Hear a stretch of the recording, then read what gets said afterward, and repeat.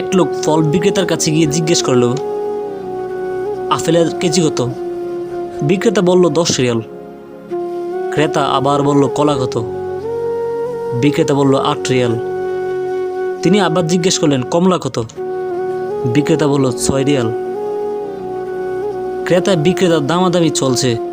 এমন সময় জৈনেকা বয়স্ক মহিলা দোকানে ঢুকে জিজ্ঞেস করলো, আপেলের কেজি কত? বিক্রেতা বলল 3 রিয়াল। মহিলাটি আবার বলল, কলা কত? তিনি বললেন 2 রিয়াল। মহিলাটি আবার জিজ্ঞেস করলো, কমলা কত? বিক্রেতা বলল 2 রিয়াল। মহিলাটি বলল, এগুলো 1 কেজি করে আমাকে দিন। ওদিকে পুরুষ ক্রেতাটি তো হতবাক, চোখ রাঙিয়ে দোকানদারকে কিছু বলতে যাবে, এমন সময় সে চোখের ইশারা দিয়ে বলল, একটু অপেক্ষা করুন। মহিলাটির দাম চুকিয়ে দোকান থেকে বিদায় নেওয়ার পর দোকানদার বলল, ভাই, আমার উপর খারাপ ধারণা করবেন না, আমাকে অসৎ ধোঁকাবাজ মনে করবেন না। আল্লাহর কসম, আমি আপনাকে প্রতারণা করতে চাইনি। এ মহিলাটি কয়েকজন ইয়াতিম বাচ্চার মাতা। আমি জানি তারা অভাবী পরিবার। ওই ইয়াতিমগুলোর জন্য আমি মহিলাটিকে বিভিন্নভাবে সহায়তার কথা বলেছি, কিন্তু মহিলাটি তা প্রত্যাখ্যান করেছে।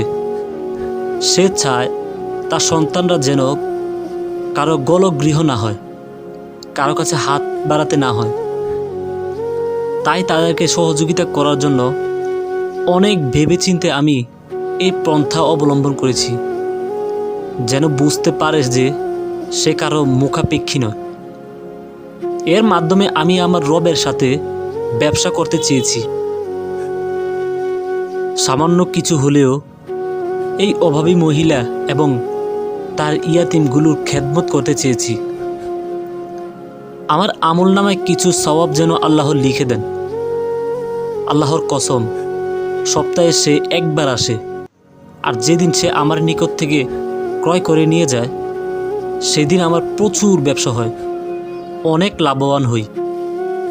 কিভাবে যে আমার কাছে রিজিক আসে আমি অনুভব করতে পারি না।